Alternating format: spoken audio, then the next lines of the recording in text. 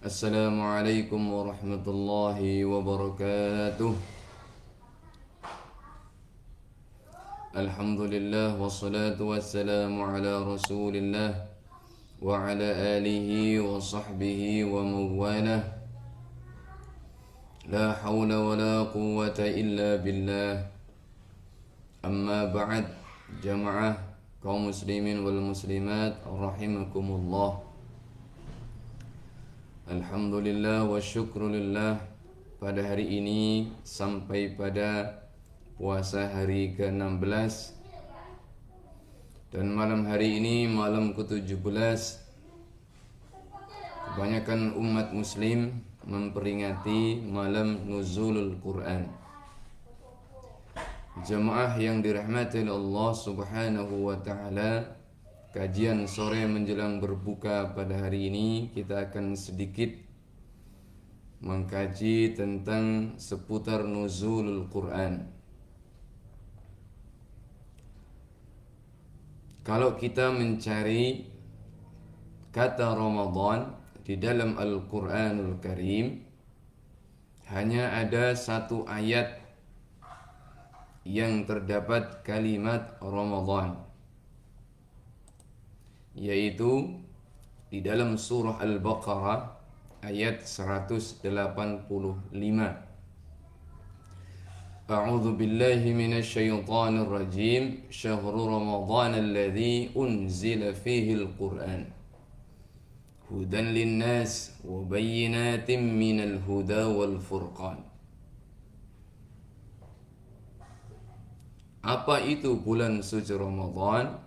Di dalam ayat ini, bulan Ramadan adalah bulan diturunnya Al-Quranul Karim. Ini definisi pertama yang dijelaskan di dalam Al-Quran. Jadi Al-Quran tidak langsung menjelaskan bulan Ramadan adalah bulan orang Muslim berpuasa. Namun Al-Quran menerangkan pertama kali tentang Ramadan, yaitu bulan turunnya Al-Quran. Syahrul Ramadan alladzi unzila fihi Al-Quran hudan linnas, sebagai petunjuk seluruh manusia, wa bayyinatin minal huda, wa bayyinat jamak dari bayyinatun, sebagai bukti yang diberikan Allah kepada Nabi Muhammad sallallahu alaihi wasallam sebagai mukjizat yang bisa menerangkan mana yang halal, mana yang haram, mana yang hak, mana yang batil. Wal furqan, yang membedakan. Jadi Al-Quran termasuk kitab yang membedakan, pembeda Al-Furqan, yang membedakan mana yang benar, mana yang salah, mana yang hak, dan mana yang batil. Jadi inilah Al-Quran berfungsi sebagai petunjuk seluruh manusia, sebagai bukti kerasulan Nabi, dan yang ketiga sebagai pembeda antara yang hak dan yang batil. Baru setelah itu Allah menerangkan, faman syahida minkum syahra falyasum. Baru berkaitan dengan puasa, barang siapa yang menjumpai bulan Ramadan maka hendaknya berpuasa. Dan itu sudah kita bahas tentang kewajiban berpuasa di bulan suci Ramadan. Jemaah kaum muslimin wal muslimat rahimakumullah. Di dalam tafsir Ibnu Katsir ternyata dijelaskan bukan hanya Al-Quran saja yang turun di bulan suci Ramadan, termasuk kitab-kitab yang lain juga ternyata dijelaskan oleh Al-Imam Ahmad bin Hanbal rahimahullah bahwasanya selain Al-Quran juga kitab-kitab yang lain turun di bulan Ramadan. unzilat suhufu Ibrahim fi awwali lailati Ramadan. Suhuf Ibrahim, lembaran-lembaran Ibrahim diturunkan di malam pertama Ramadan. Wa unzilatit Tauratu li sitti madain min Ramadan, dan diturunkan kitab Taurat pada tanggal 6 Ramadan. Wal Injilu wa unzilat al-Injil li 13 dakhalat min Ramadan. Sementara kitab Injil, kitabnya Nabi Isa alaihi salam, diturunkan di tanggal 13 Ramadan. Wa anzalallahu al-Qur'ana li 24 khalat min Ramadan. Sementara Al-Quran turun di malam di tanggal 24 Ramadan. Diriwayatkan dalam hadis yang lain, anna Zabur, kitab Zabur, unzila li ithnatai asyrata lailatan min Ramadan. Sementara kitab Zabur diturunkan pada tanggal 12 Ramadan. Wal Injilu li 18, dan Injil kitabnya Isa diturunkan tanggal 18 Ramadan. Itu di riwayat yang lain yang diriwayatkan melalui hadis Jabir ibnu Abdullah. Jamaah yang dirahmati Allah, inilah ternyata seluruh kutubullah, kitab-kitab Allah, diturunkan di bulan suci Ramadan. Maka bulan Ramadan di dalam surah Al-Baqarah ayat 185 yang pertama kali ditekankan adalah syahru Ramadan alladzi unzila fihi al-Quran. Definisi pertama Ramadan dalam ayat ini adalah bulan yang mana Quran itu diturunkan. Maka Ramadan di samping Syahrus Siyam, Ramadan juga ternyata sangat identik dengan bulan diturunkannya Al-Quran. Maka Syahrul Ramadan, Syahrul Quran. Karena Syahrul Quran, kita pun harus banyak mendekatkan diri kita dengan Al-Quran. Kemudian lebih mengimani Al-Quran. Terus bagaimana cara kita mengimani Al-Quran? Alladzina atainahumul kitaba yatslunahu haqqa tilawatihi ulaika yu'minuna bihi. Orang yang mengimani Al-Quran, orang yang mengimani Alkitab, yaitu yatslunahu haqqa tilawatihi, harus membacanya dengan sebenar-benarnya membaca. Itu cara mengimani Al-Quran, harus dengan yatslunahu haqqa tilawatihi ulaika yu'minuna bih. Merekalah orang-orang yang mengimani Alkitab dengan cara membacanya dengan sebenar-benarnya membaca. Lalu apa yang dimaksud dengan yatslunahu haqqa tilawatihi? Apa yang dimaksud dengan membaca Al-Quran dengan sebenar-benarnya membaca? Ibnu Mas'ud radhiyallahu anhu menjelaskan yang dimaksud tilawatul Quran, membaca Quran dengan sebenar-benarnya membaca, harus mengandung 4 unsur. Yang pertama unsur al-qiraah, yaitu membaca.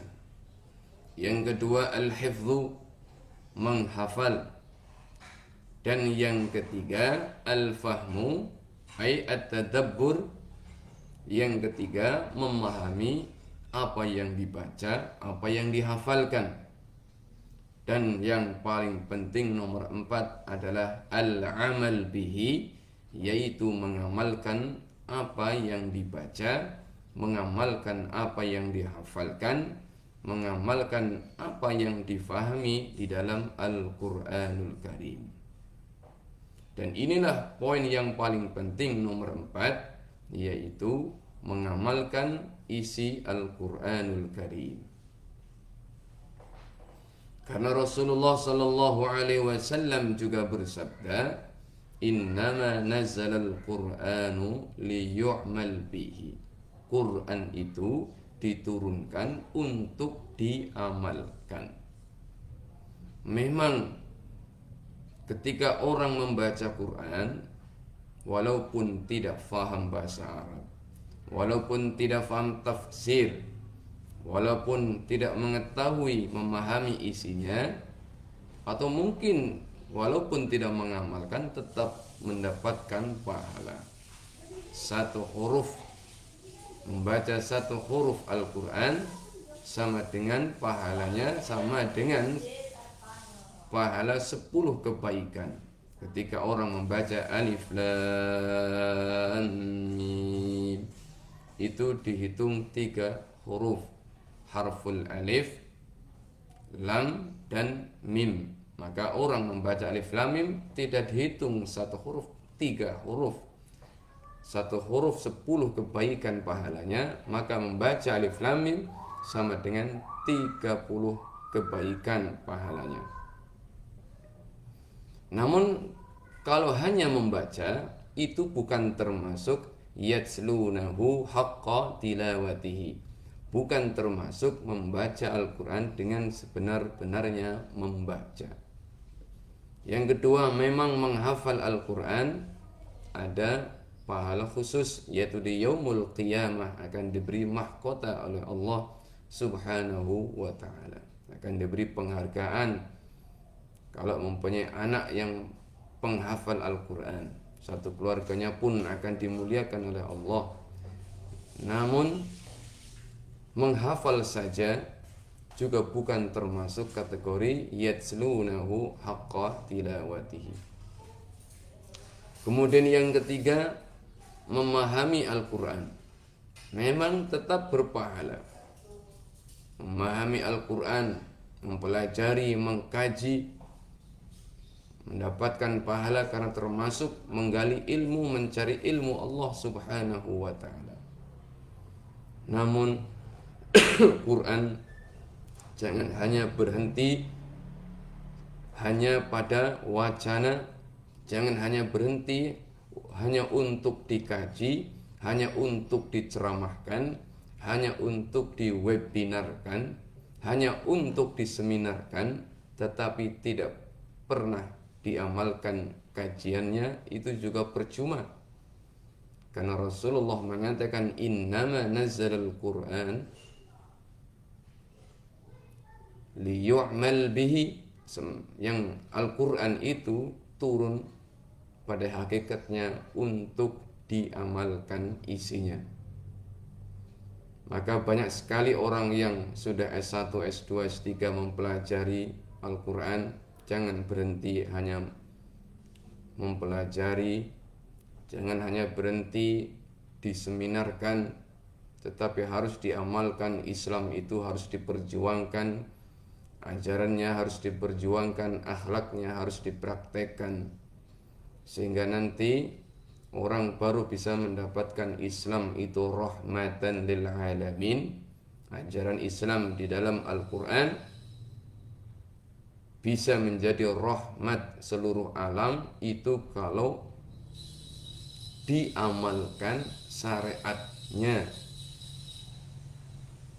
Tetapi kalau Islam dibenci, alergi dengan syariat Islam, tidak suka dengan kejayaan Islam, tidak suka dengan Al-Quran, semakin menjauh dari Al-Quran, bagaimana kita bisa mengenalkan Islam itu rahmatan lil alamin?